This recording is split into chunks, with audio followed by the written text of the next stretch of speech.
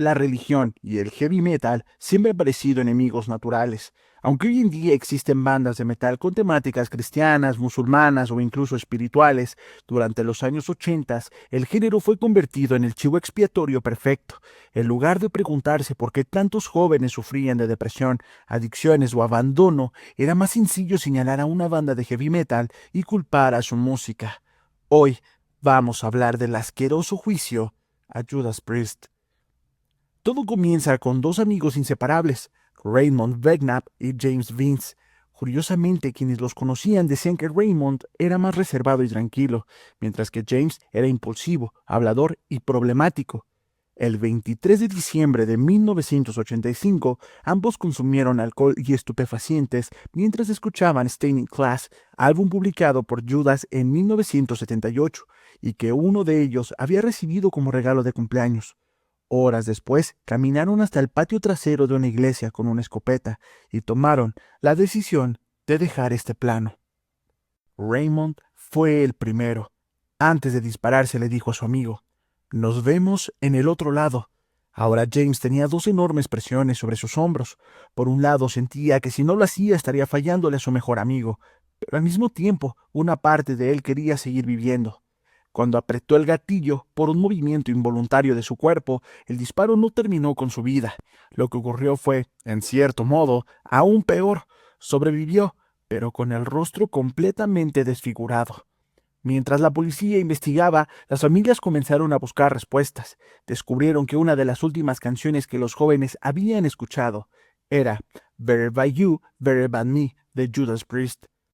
Para los padres, especialmente para la familia Belknap, la conclusión parecía evidente. La música había convencido a sus hijos de suicidarse. Normalmente, este tipo de casos nunca llegan a juicio. La ley exige demostrar una relación directa entre una obra artística y un acto cometido por una persona, algo prácticamente imposible. Sin embargo, la familia Belknap, profundamente cristiana y conservadora, decidió luchar para que el caso llegara a los tribunales. Contrataron al abogado Ken McKinnon, un hombre que incluso al verlo hablar décadas después, transmite la impresión de estar completamente convencido de que solo existe una verdad, la suya. Cuando el juez estaba a punto de desechar la demanda, McKinnon presentó una nueva estrategia. Contrató a un supuesto especialista en mensajes subliminales para analizar toda la música de Judas. Después de un día entero revisando la canción, el experto aseguró haber encontrado un mensaje oculto al reproducirlo al revés. Según él, podía escuchar claramente la frase "Do it", hazlo. Para el abogado, aquello demostraba que Judas había colocado deliberadamente un mensaje subliminal destinado a manipular a quienes escucharan la canción. Con esa prueba, el juez decidió aceptar el caso. La banda creyó al principio que todo era una broma. Estaban convencidos de que aquello jamás prosperaría, pero cuando llegaron al tribunal comprendieron que el asunto era completamente serio. El abogado llevó equipo de audio profesional, reprodujo la canción al revés, y el juez, un mormón conservador, volteó hacia su secretaria y le dijo, «Es verdad, dice, hazlo». En ese instante la situación dejó de parecer absurda. Judas Priest necesitaba demostrar que jamás habían ocultado mensajes en su música. Mientras tanto, cientos de fanáticos comenzaron a reunirse afuera de la corte para apoyar a la agrupación, pero había una pregunta importante. ¿Por qué las familias estaban tan convencidas de que Judas Priest era responsable de tal acto? La respuesta estaba sobre todo en James Vince. A pesar de sus terribles heridas, cuando la policía tomó su declaración, él comenzó a recitar parte de la canción Better Than You, Better Than Me. Aquello fortaleció todavía más la teoría de acusación. Sin embargo, la historia personal de James era mucho más complicada. Su madre era una cristiana profundamente conservadora. Deseaba que su hijo siguiera el mismo camino religioso, pero James encontraba refugio en el heavy metal. A eso había que sumarle un entorno extremadamente complicado. Consumía alcohol, estupefacientes desde muy joven y convivía con un padrastro alcohólico en rehabilitación que, según muchos, era violento.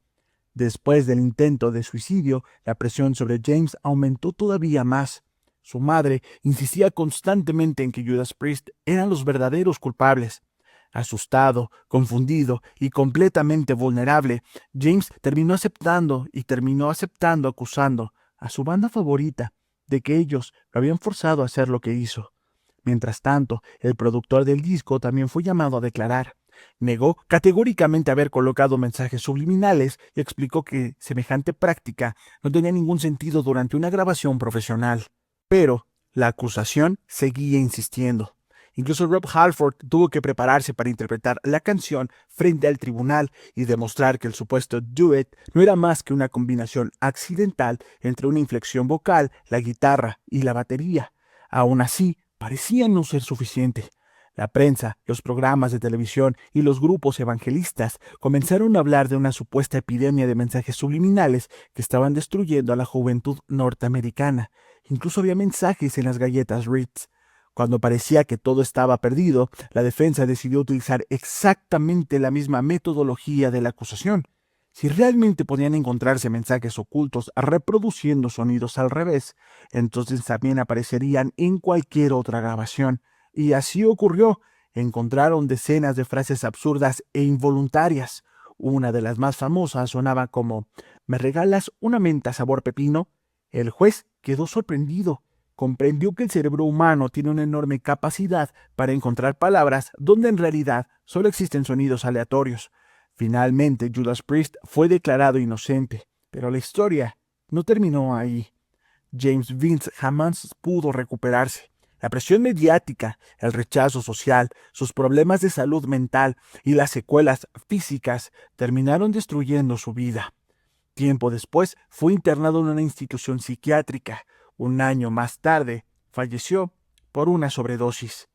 Por su parte, Judas Priest nunca abandonó completamente a las familias y siempre mostró disposición para colaborar durante todo el proceso judicial. Mientras tanto, miles de fanáticos hacían una pregunta muy sencilla. Si Judas Priest realmente había escondido un mensaje que obligaba a las personas a quitarse la vida, ¿por qué millones de personas escucharon ese mismo disco y esa misma canción y nunca pasó nada?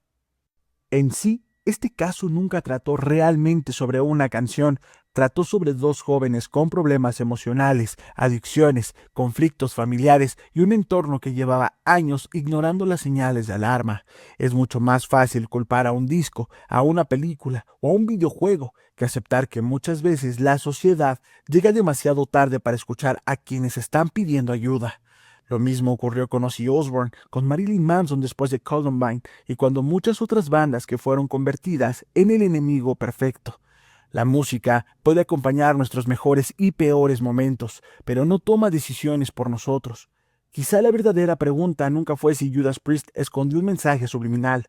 La verdadera pregunta es: ¿cuántos jóvenes siguen sufriendo en silencio mientras los adultos buscan culpables en cualquier lugar, menos en los problemas que realmente los rodean? Piensa en ello. Mi nombre es Andy y nos vemos en un próximo video.